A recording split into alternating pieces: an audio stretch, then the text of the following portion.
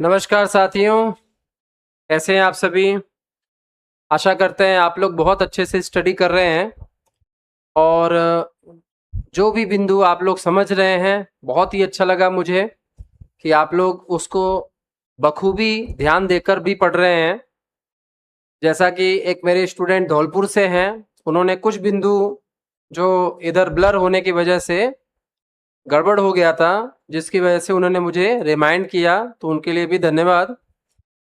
तो ये जो स्टडी है जो आप लोग बहुत ही गहनता से कर रहे हैं, यही आपको रिजल्ट देगा, क्योंकि शब्दों का ही हेर फेर, शब्दों का ही गलत होना और हमारे जो टिक करते हैं हम लोग उसको भी गलत मार्क कर देते हैं। इसलिए हम लोग जो, अगर आप लोग गहनता से अगर अध्ययन कर रहे हैं तो उसके लिए आप लोगों को बहुत ही धन्यवाद है, जो आप लोग बहुत ही अच्छे अच्छे पॉइंट्स को खोजते भी हैं और हम तक भी पहुंचाते हैं, और इसके लिए बहुत ही धन्यवाद है। जैसा मैं लास्ट वीडियो में आप लोग को बता दिया था कि आरपीएससी फर्स्ट टाइम राजस्थान में निकला हुआ स्पेशल एजुकेटर का पोस्ट है, लेकिन DSSB जो कि हर साल, या तो हर साल बोल लेते हैं या तो हर 1-2 साल पे आता रहता है। और मुझे DSSB, आरपीएससी और मेरे पास अदर स्टेट्स के भी स्पेशल एजुकेशन के सिलेबस आ चुके हैं, लेकिन ये मेन फोकस, मेन टारगेट था कि हम आरपीएससी को साथ लेते हुए DSSB को भी स्टार्ट करें। क्योंकि क्या है कि आरपीएससी का जो सिलेबस है अभी तो शॉर्ट में आया है, लेकिन जैसे ही सिलेबस का डिफाइन होगा, सिलेबस पूरा जब डिस्क्राइब हो जाएगा कि इतने इतने बिंदु आएंगे, तो वो सिलेबस के आधार पर जब पढ़ेंगे तो और ज्यादा चीजों को आप लोग को फोकस करने का मौका मिलेगा। लेकिन DSSB ऐसी बॉडी है जो ऑलरेडी वो हमेशा आगे चलती है। उन्होंने अपना सिलेबस पीआरटी का, तो वैसे मैं बता दूं वो सारे चीजें हमें उसके आधार पर समझने वाली है। और टीजीटी जो लेवल है उसका जो सिलेबस है वो पूरी तरह से डिजाइंड है, पूरी तरह से अवेलेबल है, आप सब उसको देख भी सकते हैं। और वो बहुत ही ब्रॉड सेक्शन में दिया हुआ है, ऐसा नहीं है कि बहुत ही छोटे में दिया है, आप लोग को लग रहा है कि बहुत ही छोटे में है। वो 4-5 पेज का तो सिर्फ नॉर्मल सिलेबस है जो आप लोग को लगता है, लेकिन वो एक एक बिंदु, एक एक जो पॉइंट्स हैं बहुत ही इंपॉर्टेंट है। और जब आप प्रैक्टिस करोगे, जब आप चीजों को समझोगे, तो आप उसमें देखोगे कि जो जितने भी पॉइंट्स हैं ये क्वेश्चंस आए हुए हैं, ऐसे पॉइंट्स से सिलेबस बना हुआ है। इन्हीं चीजों को, इन्हीं सारे मैं पॉइंट्स को देखते हुए मैंने DSSB का भी ठाना कि स्पेशल एजुकेशन का जो पोस्ट है उसका मैं DSSB में भी तैयारी करवाऊंगा। तो इस हिसाब से यहाँ पे आरपीएससी और DSSB दोनों को हम कंबाइन लेकर चलेंगे। और आप सबको जैसा भी मुझे लगेगा कि अभी रिकॉर्डेड क्लासेस में जैसा भी लगेगा मुझे कि ये दोनों में काम इक्विवेलेंसी है, दोनों में बराबर बराबर काम कर रहा है, तो वो टॉपिक्स आपको सेम मिलता जाएगा।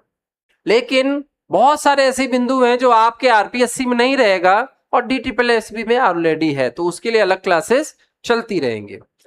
और एक बात बता देता हूं, जब सिलेबस आ जाएगा, जब आप आरपीएससी का सिलेबस पा जाएंगे, उसके बाद हो सकता है कि आपको सिमिलर सा भी काफी चीज दिखे। इस वजह से आप सभी के साथ मेरा जो स्पेशल एजुकेशन का नाता जुड़ा है, ये आप ये मत सोचिए आरपीएससी का हमारा ये एग्जाम हो जाएगा, फिनिश हो जाएगा। ये अब चलता रहेगा, निरंतर चलता रहेगा। DSSB का जो नाता है वो भी चलता रहेगा, और विशेष शिक्षा का जो नाता है ये अब चलता रहेगा। और इसी वजह से हम लोग ये जो आरपीएससी और DSSB कंबाइन बैच चलाएंगे। कंबाइन बैच का मीन्स क्या है कि जितने भी टॉपिक्स अगर सिमिलर से होते जाएंगे, हम उसको आप सबको क्लासेस के थ्रू डालते जाएंगे। लेकिन मैंने आप लोग को बोला है कि हम लोग रिकॉर्डेड की तरफ भी चलेंगे। जब रिकॉर्डेड चलेंगे तो रिकॉर्डेड में हम लोग सबसे पहले अपना एक पॉइंट निकालेंगे कि भाई हमें टाइमिंग क्या रखना है और किस हिसाब से हमें आगे टाइमिंग के हिसाब से चलना है। तो ये सारी चीजों को मैं कैलकुलेट करके और अपने टाइम को देखते हुए ये सारी चीजों को हम लोग करेंगे। और जुलाई से हम लोग स्टार्ट करेंगे, 10 जुलाई के आसपास हम लोग इसको भी चालू करेंगे। थोड़ा मैं आपको अपना शेड्यूल थोड़ा सा बता देता हूँ। अभी हाल फिलहाल मैं भी कॉलेज में जॉब करता हूँ। गर्मी की छुट्टियां हमारे यहाँ वैसी नहीं होती है, हमारे यहाँ छुट्टियां होती है एक मोटे तौर पे कि भाई आप छुट्टी कभी भी ले सकते हैं। तो हम स्टार्टिंग में ले नहीं पाए क्योंकि हमारे कॉलेज में अभी आरसीआई का इंस्पेक्शन अभी परसों ही डन हुआ है, परसों ही समाप्त हुआ है। तो उस प्रेशर से हमारी जो छुट्टियां होती है हमें खुद अपने से लेना नहीं होता, क्योंकि लगता है कि कॉलेज के जो दाना पानी है जो कॉलेज से मिल रहा है वो एक इंस्पेक्शन पर टिका हुआ है। इस वजह से हम लोग उसका बहुत ही रिस्पेक्ट करते हैं कि किसी भी तरह से हमारा इंस्पेक्शन हो जाए, उसके बाद हम लोग धीरे धीरे करके अपने छुट्टियों को फिर यूटिलाइज करते हैं।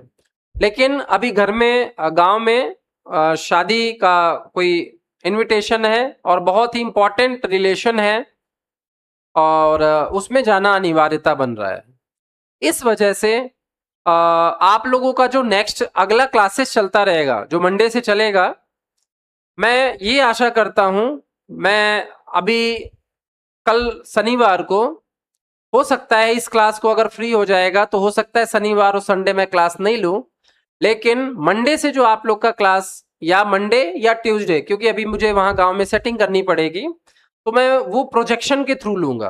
प्रोजेक्टर का मतलब होता है वहां पे इस तरह का बोर्ड नहीं होगा, क्योंकि आप भी जानते इतना बड़ा बोर्ड और वहां पे ट्रेवल ले जाना मतलब ये पॉसिबल नहीं हो सकता। और इसलिए आप लोग से मैं ये आशा करता हूं कि आप लोग थोड़ा दिन के लिए तसल्ली रखेंगे, जो बहुत ही ज्यादा दिन नहीं रहेगा, जो कि ज्यादा से ज्यादा 7-8 दिनों का, और उसके बाद हम फिर से अपने स्टूडियो में आपसे के साथ मिला करेंगे। लेकिन इन दिनों भी आपका क्लासेस होता रहेगा, इन दिनों भी आपको डिस्टरबेंस नहीं होगा, इन दिनों जैसे भी होगा मैं क्लास आपसे जुड़ूंगा जरूर, ये मेरा आपसे वादा है। हम लोग जो क्लास को अपडेट करते जाएंगे वो आप लोग तक पहुंचता जाएगा, और इसीलिए मैं आप लोग से ये चीजें एक जैसे बोलते हैं ना, हम लोग स्कूल में जब कहीं भी छुट्टी पे जाना होता है तो हम लोग अपने अधिकारियों से पूछते हैं, अपने टीचर से पूछते हैं, अपने जनों से। तो आज मैं आप लोग को अधिकारी मान रहा हूं कि आप मुझे छुट्टी अलाउड करेंगे। हाँ, तो इसलिए यहाँ पे 7-8 दिनों की जो छुट्टी है वो मैं गांव जाऊंगा, लेकिन आप लोग का क्लास चलेगा। भले ही आपको मेरा चेहरा साइड में दिखे, जैसे आप लोग जानते हैं बहुत सारे कोचिंग चलाते हैं, लेकिन यहाँ पे मैं आप लोग को बता देता हूँ कि वहां पे मैं कोशिश ये कर रहा हूँ कि प्रोजेक्टर, क्योंकि मेरे पास प्रोजेक्टर है, मैं सोच रहा हूँ उसके थ्रू पढ़ाऊं। और जब प्रोजेक्टर के थ्रू पढ़ाएंगे तो हो सकता है कैमरे का सेटिंग और प्रोजेक्टर का सेटिंग ना बैठे, लेकिन जैसे भी है आपको मैं पूरी कोशिश करूंगा कि आपको उस हिसाब से पढ़ाया जाए। चलिए हम लोग स्टार्ट करते हैं अपना जो नेक्स्ट टॉपिक है। हमारा जो नेक्स्ट टॉपिक है बहुत ही इंपॉर्टेंट है, और ये सबसे बड़ा जो आरपीडब्ल्यूडी एक्ट जो चेंजेस आपने देखे हैं, इन्हीं चेंजेस का ये परिणाम है, जो 21 प्रकार की दिव्यांगता है। अब ये DTPL-SB का नया बैच जो हमने स्टार्ट कर दिया है, कुछ बच्चे इनरोल्ड हो गए हैं, जो परचेस कर लिया है उनको क्लासेस मिल रही हैं, और वो लोग भी ये चीजें आगे देखते जाएंगे। अगर हम लोग स्टार्ट करें अपना, तो दिव्यांगजन अधिकार अधिनियम क्या है? दिव्यांगजन अधिकार अधिनियम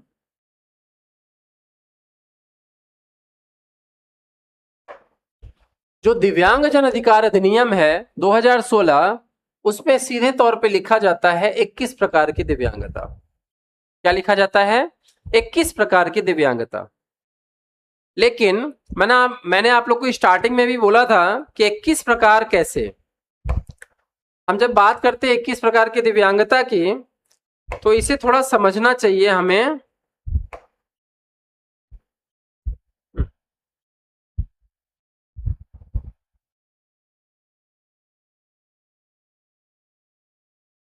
हाँ,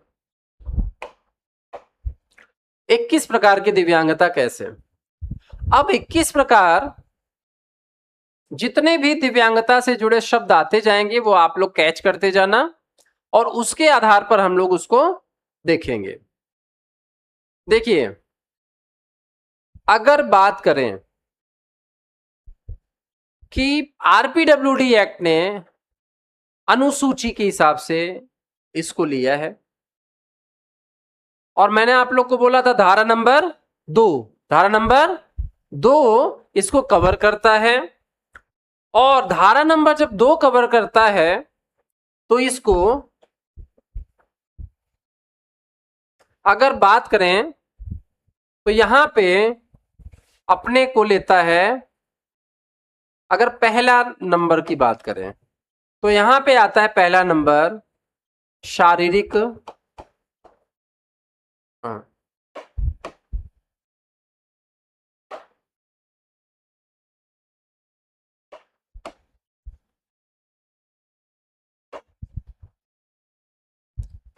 शारीरिक, एक मिनट, ये शारीरिक जो है ऐसे ही लिखा जाएगा,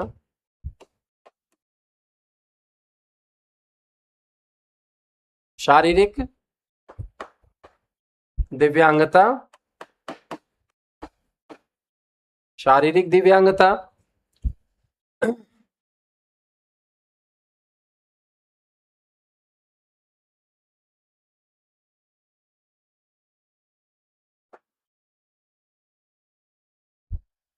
5 बनाना है हमें, तो यहाँ पे ही कर देते हैं, थोड़ा सा इस साइड शिफ्ट कर लेते हैं।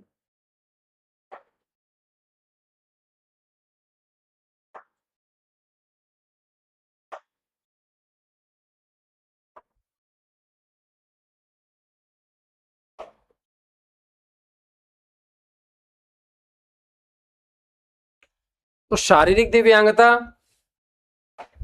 दूसरी अगर बात करें तो वो है मानसिक, मानसिक व्यवहार, क्या, मानसिक व्यवहार। तीसरा बात करें तो ये है जिसे हम लोग बोलते हैं बौद्धिक,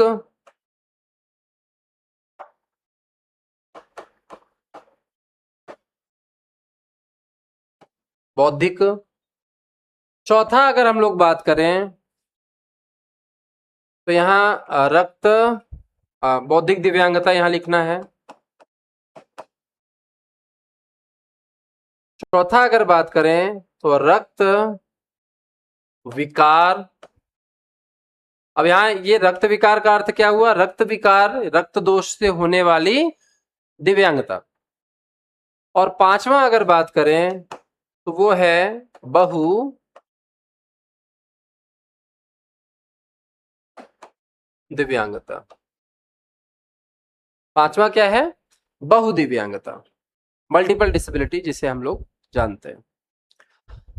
देखिए शारीरिक रूप से जो दिव्यांगता है, शारीरिक रूप से जो दिव्यांगता है, जो शरीर के अंगों को लग रहा है, शरीर के अंगों में जो दिखाई देता है, शरीर के अंगों का अर्थ है शरीर का ऐसा भाग जो उस दिव्यांगता से पर्टिकुलर, जैसे अगर हम लोग देखें तो मैं बात करूं अगर आप लोग से शारीरिक दिव्यांगता के अंतर्गत, तो अभी तो हम लोग यहाँ पे चर्चा कर ही रहे हैं। शारीरिक दिव्यांगता के अंतर्गत देखें तो लोकोमोटर डिसेबिलिटी आती है, क्या आती है, मैं हिंदी में लिखूंगा, चलिए हिंदी में लिखते हैं। यहाँ आती है गमन, चलन, सॉरी चलन,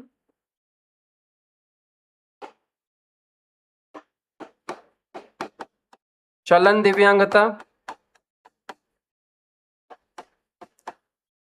फिर चलन दिव्यांगता का अर्थ समझ रहे हैं, जो चलने फिरने में दिक्कत करे। फिर आता है बात कुष्ठ, कुष्ठ रोग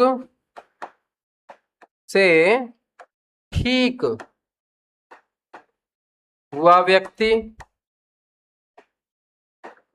लिप्रेसी क्योर्ड पर्सन जिसे हम लोग जानते हैं। चलन दिव्यांगता, लोकोमोटर डिसेबिलिटी, कुष्ठ रोग से ठीक हुआ व्यक्ति, इसका मतलब कि वो जिसे लिप्रेसी हुआ है और उसके अंग प्रभावित हुए हैं, वो प्रकार की डिसेबिलिटी। फिर आप जानते हैं जिसे सीपी कहते हैं, उसे प्रमस्तिष्कीय,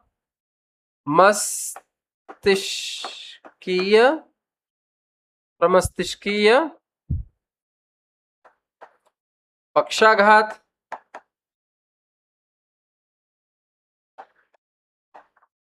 जिसे अगर इधर देखे क्या बोलते हैं, इधर एलडी बोलते हैं, इधर एल सी पी बोलते हैं, इधर क्या बोलते हैं, सीपी बोलते हैं।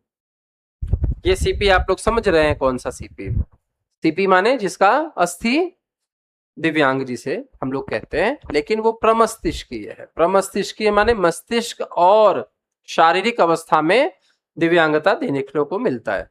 तो ये सारी जो हैं वो जो आप लोग देखोगे, तो इसीलिए हम लोग बोलते हैं कि प्रमस्तिष्कीय पक्षाघात भी शारीरिक दिव्यांगता के अंतर्गत लिया जाता है। तो इस वजह से यहाँ पे ऐसा लिखा हुआ है। फिर है जिसे आप लोग जानते ही होंगे, एक होता है मस्कुलर डिस्ट्रॉफी। क्या बोलते हैं उसको? Muscular dystrophy. लेकिन उसे बोलते हैं वैसे तो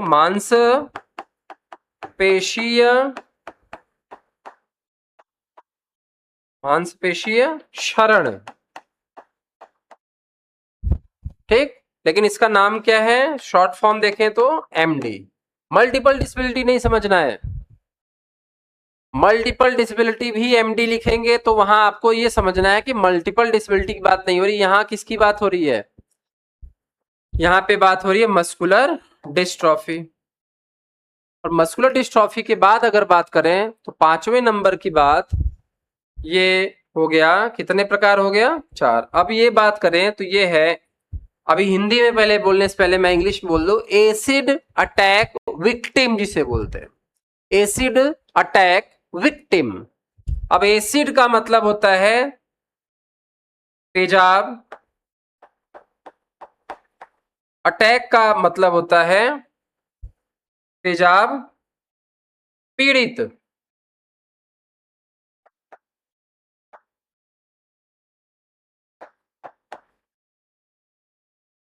तेजाब से पीड़ित लिख सकते हैं, तेजाब से पीड़ित व्यक्ति। विक्टिम का अर्थ होता है, विक्टिम का मतलब क्या होता है? विक्टिम का अर्थ होता है जिसके ऊपर केस हुआ हो, जिसके ऊपर कोई भी अटैक एसिड का किया हो, आगे अभी पूरा डिस्कशन करेंगे, उसे बोलते हैं एसिड अटैक विक्टिम। जिस व्यक्ति, महिला, पुरुष के ऊपर तेजाब, एक घातक, आप जानते हैं घातक होता है तेजाब, वो आप लोग वो मत समझिएगा कि टॉयलेट क्लीनर की बात कर रहा हूं मैं, जो पीले कलर का आता है, वो हाथ में भी लग जाता है, कोई दिक्कत नहीं होती, वो नहीं। तेजाब जो फैक्ट्रियों में जो तेजाब यूज होते हैं, जो बैटरीज में यूज होती है प्योर तेजाब, इन सब तेजाब की बात कर रहे हैं। तो वो तेजाब क्या करता है? स्किन और अपने मसल्स तक को वो गला देती है, हड्डियों तक उसका एसिड पहुंचता है। इस वजह से यहां पे जो मैं लिखा कि तेजाब से पीड़ित व्यक्ति, वो भी इस श्रेणी में आते हैं। तो देखिए 5 प्रकार कैसे हुआ? चलन दिव्यांगता जो लोकोमोटर डिसेबिलिटी कहलाते हैं शारीरिक में, सबसे इंपॉर्टेंट है। कुष्ठ रोग से ठीक हुआ व्यक्ति, कुष्ठ रोग जो उसका उंगली कट गया, मैंने आप लोग को बताया था, अभी हम लोग आगे डिस्कशन और करेंगे, उंगलियां उसकी गल गई कुष्ठ रोग से, तो ऐसे व्यक्तियों का शारीरिक पिछड़ापन पाया जाएगा, जिसकी वजह से उसे शारीरिक दिव्यांगता